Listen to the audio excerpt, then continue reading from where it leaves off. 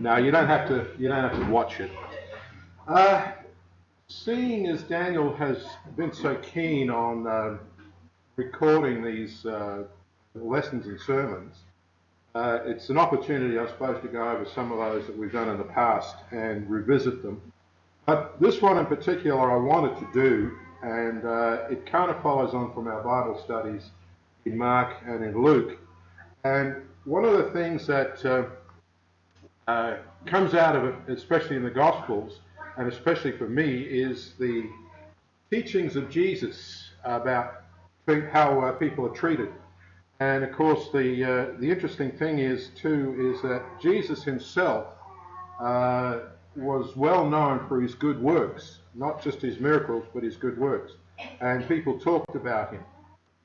And since I became a Christian, and in fact before I even became a Christian, that's one of the things that impressed me, was the way that Jesus was in nature and character and in conduct. And just a minute, I think I've just got to turn the microphone. Can you all hear me all right? And I don't know if you're a bit like me, but are you ever affected by people's conduct towards you? And do you ever observe how people treat each other sometimes? And as a Christian, I really find sometimes that what people say and do kind of touches a note with me, and I want to interfere, but I know I can't.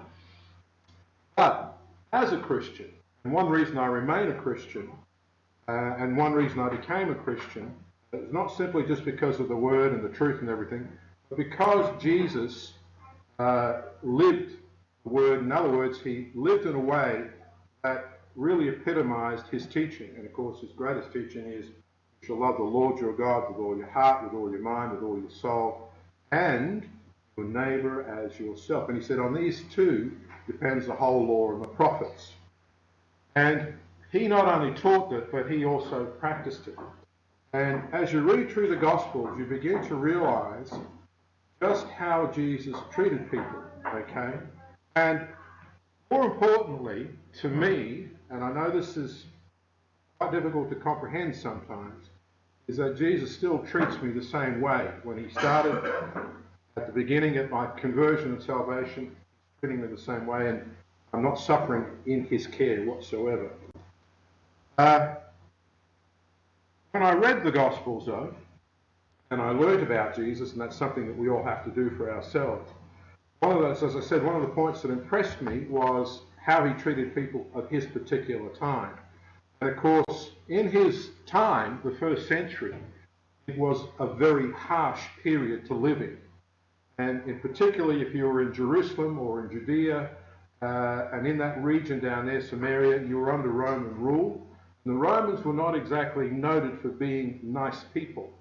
I mean, I know even today, historically, they look at Rome as one of the great empires, and it spread throughout the known world, and it had a tremendous influence on many nations. But the interesting thing is that if you look at Rome itself, they reckon that 60% of the population were slaves. And this is the great empire. And of course, it became a great empire not through the spreading of ideas or democratic ideals, but through power, through the sword, through the heel, through crushing and oppression. Of course, the other thing in that particular time was, along with great power goes great corruption. Rome was not known for its, what you would call its fair trading policies, shall we say. And consequently, there was a lot of injustice. You know, if you were a slave, a human being, you had absolutely no rights. Your master had all the rights over you. Of course, along with that went the moral decay and the immorality in that region. Infant mortality was very high. Children with unwanted pregnancy, a mother quite often leave her child out to be exposed to the elements and die. Then in general, throughout the empire, no matter how great it was not immune to things like famine, certainly not immune to things like poverty, especially amongst the lower classes. Disease was still rampant, and of course, on top of all that, you had religious division. Like in Judea, for example, you had 4 or 5 different denominations, Pharisees to the Essenes and so on. You had the Herodians. Of course, you had the Roman idol worship, and then it just went on from there. And the point I'm trying to make is that the times were very cruel and very harsh for the average person. Unless you were one of the privileged few, you were probably suffering quite much. In spite of all that, and in these circumstances, okay, Jesus managed, okay, to be kind, to be compassionate, to be caring and thoughtful, and continuing to heal and comfort all those who came to him. Now, I just want you to reflect on that point for a moment, because I know for myself as a normal human being, that if I was living under that kind of condition and situation, I might have ended up either being a thief, a murderer, or one of those other people who would try to find his way to make the ruling classes pay for their crimes. It would not have been an easy time to live in, and for the average person it would have been extremely difficult. Fortunately, the Jews were a little bit better off than some nations. They had a little bit of freedom in their religion, but they themselves were just equally as corrupt and as oppressive to their own people as the Romans were, so there wasn't a lot of difference. What I want to do is look at some specific characteristics that set Jesus apart from others, and especially in the way he treated people in those times. And he was very effective. The first thing I want you to bear in mind, or just take on board, that his treatment was impartial. Okay? He treated everyone, good or bad, rich or poor, powerful or weak, sick or healthy, in the same impartial and unbiased manner. Now again, just stop and think about that, and think about yourself. And if you're anything like me, I'm sure that there are times in your life, even as a Christian, that you have drawn back perhaps from an unhealthy situation, or maybe you've been a little prejudiced with the person that you've been dealing with. And let me tell you something that is quite normal for us to do. Human beings do that. There are sometimes a little limitations to how impartial we want to be. I want you to see that Jesus was the only person capable of total impartiality, total unprejudice. Okay? I know that's a hard standard to live up to, but it is a standard that we need to look at. The other thing about Jesus, in all of his activities and all of his treatment of people, he never harmed anyone. He never harmed anyone in any way whatsoever, and no passage in the New Testament can back that up. No passage comes out where it says Jesus was a murderer or a violent person. He didn't take a sword to anybody. However, of course, there was one occasion, or a couple of occasions, where he did cast some people out of the temple, and that was an act of righteous indignation, and he got a whip and he beat them because he said, look, you guys are making my father's house a house of merchandise. He said, you're greedy, you're hypocrites. He said, everything you're doing contrary to the Lord's will. And he drove them out. But I want you to know, he didn't kill any of them. All right? Not like some people have done in other parts. In fact, the truth is that Jesus never, either accidentally or deliberately or unintentionally, harmed anyone. And I mean in no way. If someone was corrected, and if that's what hurt, then that's the sin fighting against the good. That's a different matter. Nothing. No person ever came into his sphere of influence, went away harmed. The other thing about him and the way he treated people was that his treatment was complete. Okay? Now, unlike our system today, and we've got plenty of doctors and pharmacists and things like that, and drug dealers around here, we know that there are specialists who do certain things, okay, and that all these people have got to work together to effect a complete cure or a treatment or therapy for us. Not Jesus. He could treat the whole person in exactly what was needed, exactly at the right time, and with exactly the right amount of whatever was needed. So he was the complete physician. We cannot be like that. And that's what makes him really remarkable. Of course, being the Son of God and being God with us is a big thing. So when it came to treating people, okay, he treated everything, the spiritual needs, he treated the physical needs, and he treated the emotional needs. In other words, he cared for the whole person, as I've already said. When it came to caring for the spiritual needs, this, of course, was the most important thing of all. This is why he came into the world, is to convict us of sin and find a way for us to be reconciled to God the Father because of the sins in our lives. And he was the only one who could come into the world and literally forgive people of their sins. Of course, this caused a little bit of controversy between him and the Jewish leaders, because they kept saying, how can you forgive? And he says, well, I'm the Son of God, can't you see by the things that I'm doing? And on one occasion, he saw this man that was being brought to him, a paralytic, by his friends, no less. And they couldn't reach him, so they cut a hole in the roof and they brought him down. And it was their faith that Jesus was impressed by. But the condition of this poor man was not as a result of something that he hadn't done. It was a result of sin in his life. Whatever it was, it's clear it left him as a paralytic. Because Jesus looked at him and he said, take heart, son, your sins are forgiven. And from that moment he was cured, because the sin and the infirmity were related in this case. This is the thing with us. We've all got sin in our lives. This is one of the things that the Bible tells us. And the only one who can cure that sin is Jesus Christ. The only way it's cured is if we seek him for forgiveness. If we repent, he promises to forgive us. The other thing is, of course, he cared for their physical needs. Well, we have lots of organisations that care for people's physical needs. He was a one-man care unit. He could treat 4,000 and 5,000 people at once. By the way, the 4,000 and 5,000 is actually not the actual number, it's probably double that, because they only counted the men in those days. So it would be more like 8,000 or 10,000 people.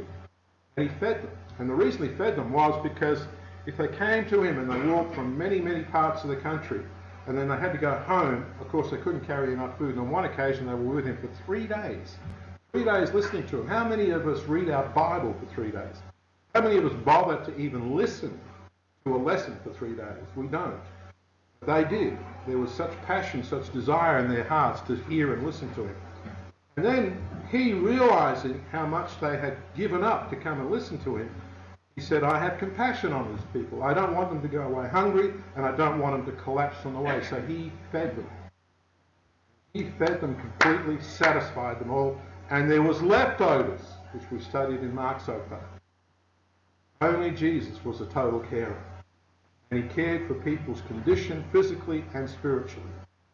He knows what we need and when we need it, and he knows how much we need to keep us going. Human beings lack that ability.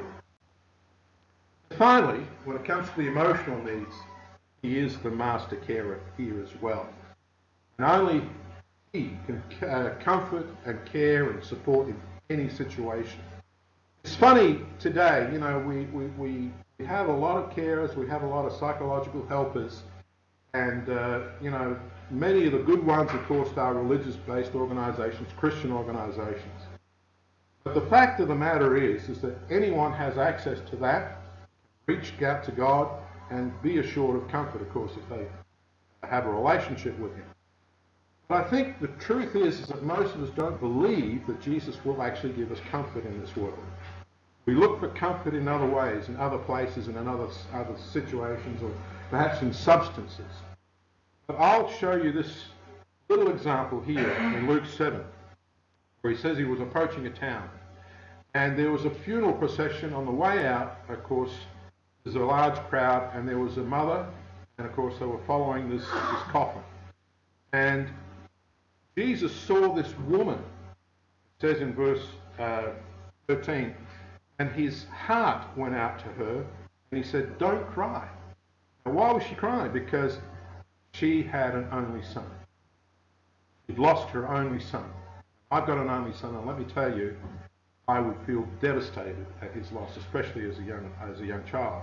I still would today, by the way. I just want to let him know that. And see what Jesus did. He went up, he touched the coffin, they all stood still, and he said, young man, get up. The dead man sat up, began to talk, and Jesus, what? gave him back to his mother. The tears stopped. The grief passed away. The joy returned. Comfort touched her soul. Jesus is a complete carer. Let me say it again. Almost every day of his ministry, he would heal the sick, cure diseases, make the lame walk, restore sight to the blind, cast out demons, and even raise the dead. More importantly, he gave comfort and relief to a soul sick with a burden and guilt that results from a sin-dominated life. The people came to him because of all these things. They came to him because of his great love and compassion. They could see it in his words. They could see it, hear it in his words. His words and his works worked together in complete harmony. He was no hypocrite. And he never, as I said earlier, he never harmed anyone. But more importantly, even with sin, he never sought to overwhelm anyone with grief or cripple a precious life with shame. Now, this is a thing that a lot of people don't understand and still can't comprehend today. We do understand guilt, we understand sin, and it's a shameful thing. But Jesus didn't come to make us feel just ashamed. He came to make us feel relieved of our guilt and shame. And he did it in such a way that he wouldn't break us down, make us useless. I mean, we do need to break down to sin and be rebuilt. But he didn't come along and humiliate us, which is what a lot of people seem to do. And he showed that he was willing to forgive anything, and I mean anything, so that the sinner, you and I, could be reconciled to God and find peace, that spiritual peace that we all so much desire. Because of this, the people trusted him. They trusted him with every facet of their lives. They trusted him with their problems because he was the perfect healer. Only God can heal and restore the body, the mind, and the soul. Perfect. Now, the treatment of others, was to Christ and still is such an important issue that Jesus commanded that his disciples follow his rule of conduct and practice it every day. And of course, it's going to get to the point where we're going to ask the question about ourselves. It became a rule to live by. And by the way, do unto others as you would have others do unto you, or treat others as you would like yourself to be treated, is still a maxim that many people use, even non-religious people use it, and they see its value, they see its importance. I just want you to think about this. Jesus said that it's got to start with you. I'll talk a little bit more about that in a minute. But it is a rule to live by, doing to others as you would have them do to you. It still remains a moral and ethical truth by which you and I should live our lives. It's a valued maxim, and it should be an absolute minimum standard of or for any code of conduct, especially for us as Christians. Now, as a Christian, which is who I'm speaking to, I hope, this command of Jesus should be an important and defining characteristic of a faithful Christian. In other words, it's not something that we should be able to hear, it's something that we should be able to see. When a person looks at you, and the way you treat and speak to others should immediately separate you from everyone else. You should stand out in the world as a follower of Christ and not of the rest. And to Jesus, this attitude was so important that he wanted his disciples to consider it more important than any religious tradition and political or religious correctness of that time. In other words, the two great commands, love the Lord your God with all your heart, your mind, your soul, and your neighbour as yourself, and the way you treat people, doing to others as you would have them do unto you, were two great commandments that he wanted you to put first in your life. Live your life based on these two commandments. They were far more important than whether or not you made the correct offering at the temple or whatever. An example of this, of course, was the Good Samaritan, where Jesus showed, and I guess you all know the story where this man was going to Jerusalem, he fell among robbers, he was left on the roadside, and There was a priest, there was a Levite, both passed by, they were Jews, they were supposed to, in their law, care for someone.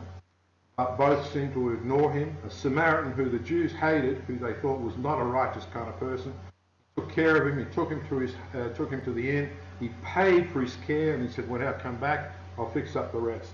When Jesus asked the expert in the law which one of them was acting like a neighbour to this man, the expert replied, the one who had mercy on him. And Jesus said, go and do likewise. See, there it was. Regardless of who it was, if you do the right thing, Jesus says that's an acceptable way to do things. All right, so let's get down to personal situations. Us. Let me just say, I am far from perfect. I have been known on occasion to be annoyed with people on the road. I tried very, very hard to be polite and sedate. I try not to lose my cool. Okay? However, some people definitely need a little bit of, discipline. But all that set aside, okay, I know that in actual fact, that's a waste of time. It's just the reaction that I have, and I try and count to 10 and I try and let it pass because I know that's what Jesus wants me to do. I sometimes fail. I confess that freely, but as it is, I try and be better each time. So how do you like to be treated? And I don't want you to answer this question. I want you to think about it for yourself, okay? Because like me, you like to be treated well by others. You sometimes even like to be treated special. You like people opening the door for you, being kind and respectful to you, speaking nicely to you, and so on and so forth. And I'm quite sure that you respond well when people are, for example, polite to you. Although I did open the door one time for a lady, and she told me off because she was a feminist and said that she can do it herself. I let her go. I was being respectful. I was fulfilling her wishes. I guess for her I was a dinosaur in some sense. Okay, what about yourself? Do you enjoy bad behaviour towards yourself? I mean, do you like rude people or do you like polite people? Do you like people slamming the doors in your faces? People who are mean and nasty towards you? How do you like people to speak to you? Now that guy on the left over there that looks like a sergeant, I want you to know that was never me. That's you in the car. Exactly. And I learned it from him. Oh, yeah. But that's how you see a lot of people behave in the world, isn't it? And how they speak to each other. And there's an awful lot of venom in speech. Now, this guy here, to some extent, I understand that you've got to train people to be hard. But the truth is, there's an awful lot of stuff there that goes on that doesn't need to be said as well. All right. So I've asked you the question, how do you like to be treated? Well, if I read the scripture where Jesus says, do unto others as you would have others do unto you, it tells me that you have got to start the ball rolling first. And in fact, he puts it in such a way as that you are not to wait for someone to be nice to you or treat you well. You are to be the one treating others well. So it's got to start with you. In Philippians 2, 3 and 4, it says, do nothing out of selfish ambition or vain conceit, but in humility consider others better than yourselves. Very hard when you look at some people today. He said, each of you should look not only to your own interests, but also to the interests of others. So you see, even in Philippians, Paul is telling us that if you want to treat people well, if you want to be treated well, then you need to treat people well. And not just on a physical level, but on an emotional level too. You've got to think about them and think kindly about their interests and have some forethought towards it. And you've got to treat everyone nice. You've got to treat everyone nice, regardless of what situation you find yourself in. By the way, I do understand you will fail sometimes. That doesn't mean you won't get a second chance, and it doesn't mean that you can't do it again. Just thank God, God's patient with me, and I have improved. So, I try to be polite. I try to be kind. I try to say please and thank you. And by the way, One thing I never do, my wife will attest to this, whenever I go to a restaurant and if anybody's serving me, whether the service is good or bad, I never have a shot at the waiters or waitresses. Never. One reason is that they're bringing you your food. It'll end up in your lap or on your head. But apart from that, they're just people like you trying to earn a living. If you have a problem with the management or the food, you speak to the manager and you speak to them politely, like some people do. You need to help others when and where you can. All right? Again, that's what Jesus did. He helped whenever he could. He made sure that he was available. Sometimes he had to go away because they were just wearing him down. But even then, they followed him and he'd still help them out. So treating people and helping them is a very important thing. You've got to be fair and unbiased. And that is very, very difficult for us in this day and age because we are still in a society that has the haves and have-nots, the well-educated and not well-educated, or those who are of my standard and those who are not. And we are partial on many levels. And we have to learn to be impartial. And it's very difficult. It's a practice you've got to put into place. And trust me, it is hard to do. Okay? But it's not impossible to do. If I look at the way Jesus treated me and he was unbiased towards me, especially as a sinner, then I've got to be unbiased towards everybody else, especially in regard to sin. And finally, you've got to make it a visible part of your Christian nature. Christians must never treat others badly in word or in deed. And you've got to practice that. It's something that you and I have to practice every day, just like Jesus did it every day. He did it well, thank goodness. I don't want you to be like this. I'm not amused by your shenanigans. Yes, shenanigan. He's Irish, definitely. Oh man, it's amazing. I've listened to people's phone calls on their mobile phones walking down the street, and some of the things they're saying, I feel like going up and saying, would you please stop yelling and using those words? There are children around you. Okay, but you know, people seem to have absolutely no thought for anything that's going on except their own little worlds. So we're not to be like that. You know? We're to follow the example of Jesus. In 1 Peter 2:21, Peter tells us that he committed no sin, verse 23, and no deceit was found in his mouth. That's two very important qualities. Listen to this. He said, when they hurled their insults at him, he dared not retaliate. I have to say that's a hard thing for me. Somebody says, oh, you old man, you driving that car, and I want to turn around and say, listen, come over here and I'll give you a smack. You can't do it. You've got to let it go. Because that soul that just insulted you was you probably 30 years ago, or me in my case, who was not a Christian. Just the same sort of person. Jesus, when he was insulted, he just shut his mouth. And when he suffered, he didn't make any threats. Instead, he entrusted himself to him who judges justly. A great example of this is John 13, where he washed the disciples' feet. He had the Lord's Supper, the Last Supper, and then after the supper he wrapped a towel around himself, poured water into a basin, and he went past each disciple and washed their feet, each and every one of them. And then, in verse 16, after he'd finished, he says, I have set you an example that you should do as I have done for you. Now this, I want you to understand this. This is God with us washing the feet of his creation. Now, it doesn't mean that that's what he wants the Pope and everyone else to do. What he's saying is out of love, I've come to serve you. And I want you to be just like that. To think of each other as so valuable and important that you're willing to wash their feet. He took the position of a servant, the lowest servant in the house. That's what they did. Wash the feet of those who came in. He said, if I'm doing this, this is an example for you to follow. I want you to follow it. But what we can see is that Jesus literally practiced what he preached. I think I'd like you to meditate on that for a moment, because if you want to emulate anyone who is perfect, then this is the only person you should.